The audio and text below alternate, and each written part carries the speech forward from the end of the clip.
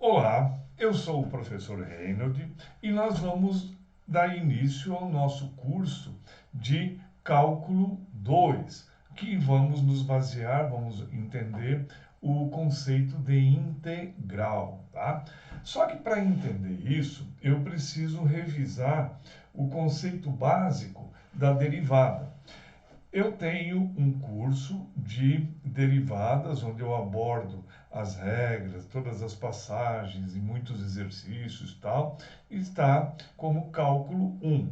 É interessante que quem não fez o curso de cálculo 1 faça para ter o suporte necessário para entender bem esse nosso novo curso de integrais. Então, retomando, eu suponho que eu tenha uma função y igual a 2x à terceira. Qual é a derivada dessa função?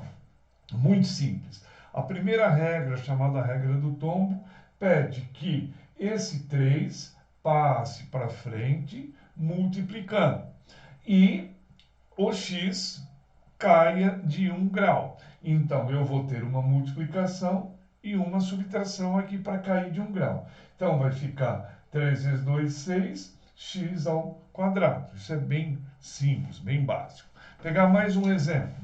Vamos supor que eu tenha uma função y igual a 4x à sexta.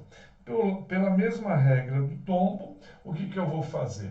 6 pula para frente, 6 vezes 4, 24, e o x cai de 1 grau, vai para 5. Então, 24x à quinta é a derivada do 4x à sexta. Mais um exemplo, para entender o que eu vou querer introduzir daqui a pouco. Menos 8x à terceira é uma função. Eu quero a derivada dessa função. O 3 passa para frente, vai multiplicar o menos 8, que fica menos 24, e o x cai de 1 grau. Então, genericamente, o que está acontecendo? Suponha uma função genérica, y igual a nx a p. Tá? Aí, veja, a derivada, o que é? O p passa para frente, vai multiplicar o n e o x cai de 1 grau. Se o grau era p, agora passa a ser p menos 1. Essa é a regra com a qual nós vamos dar introdução ao conceito de integral. Então, imagine a seguinte situação. Eu tenho uma função y, 3x à quarta. Derivando essa função, eu chego a 12x à terceira. Então, com uma função, derivando, eu chego numa outra função que é a derivada dessa primeira função. Muito bom. Veja, é lógico, é óbvio pensar que deve ter uma forma de, entendo a derivada, a gente seja capaz de voltar para a função original.